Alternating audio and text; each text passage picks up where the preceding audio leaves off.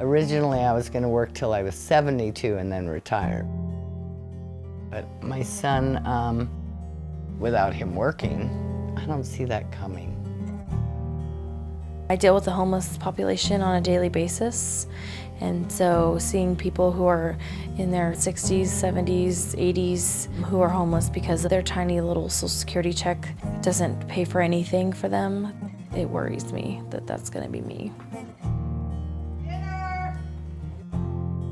The employees at Rogue Retreat, a nonprofit serving the poor, are among the first workers in Oregon to be enrolled in the state's new retirement savings program. Seeing more and more older people who were thinking they could be okay when they retired on Social Security, they just can't. Among American retirees, the average monthly Social Security payment is just over $1,400. And with the Social Security Trust Fund projected to face significant shortfalls around 2034, Oregon is one of several states trying to boost people's retirement savings by automatically enrolling them in Roth IRAs. Here's how it works. Businesses and organizations that don't already offer their employees retirement benefits are required to automatically enroll them in a state's program. Workers can then choose to contribute or opt out. I don't ever see it, so it's out of sight, out of mind. But it's challenging to save for retirement when my income is so low. Employees elect what percentage of their pay, starting at just 1% and up to 10%, they'd like to put into the Roth IRA, which is not managed by the state but by a third-party financial firm. And the cool thing about it is it is a retirement account, but it's also accessible if you had an emergency. Workers can take out their own contributions without a penalty. Only the investment's accrued returns are taxed. Without Oregon Saves, I wouldn't have any kind of savings. And so I'm shooting to not pull it out. But I have two boys, Bradley and Jackson. Bradley's 4, Jackson's 1. If we had something major go on, we don't have the funds to cover an expense. Erica is just totally blessed. I was thinking about that last night. She's in her 20s and she's already saving.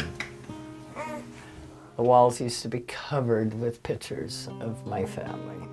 Cindy Van Camp has been with Rogue Retreat for 20 years. Over the course of her life, she's regularly worked 2 jobs and struggled with bills. She's like nearly half of Americans who have little to no retirement savings.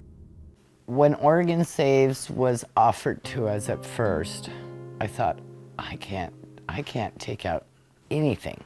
I need every penny. Cindy became the primary provider for her son's children nearly 4 years ago. I'm going on next level, Grandma. Their mother had left, and he was struggling with addiction and depression after a back injury. When I first got them, they basically came with nothing. I just took them. So I live out here. This is my quiet space. Cindy now lives in a trailer behind her house. Hi, baby. She moved out back when she felt her son was ready to try parenting again, but she's still the primary breadwinner. I totaled up the bills down here and I wrote, "How, Lord?" So that means I must have prayed. But she's also recently decided to put 3% of her monthly paycheck toward retirement. If I work till I'm 72, if I'm capable of working that long, that money's not going to last long. See everybody later. If Cindy continues saving at 3% and working for 10 years, she'll have about $18,000.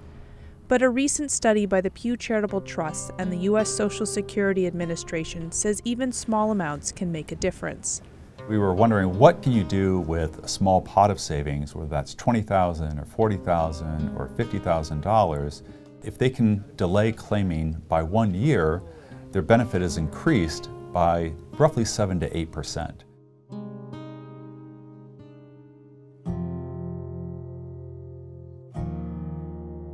And for a lot of low to moderate income retirees, that's another $50 or $100 or $150 that can have a big impact in their day-to-day lives.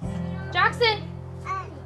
So far, 80% of those eligible for Oregon's program are enrolled in it, but one key test of its future success is whether they stay in. That will determine whether the program can cover its costs. So, is the program generating enough assets that they're able to self-fund? It's still early days, but the fact that they have 80% participation, that these workers seem to be okay with 5% contribution rates, are sort of good signs, but obviously we need a lot more data before we can make a judgment about the financial sustainability of the program. I'm excited for Erica. She's got a great future. The struggle is for someone like Cindy, because if she doesn't have this job and this income, her retirement funds are not going to be enough to cover what her expenses are. So she would be at risk of ending up out of her home, losing her home. I don't know. I'm just praying that when the time comes, I'll be able to figure it out. Maybe one of my kids will take care of me.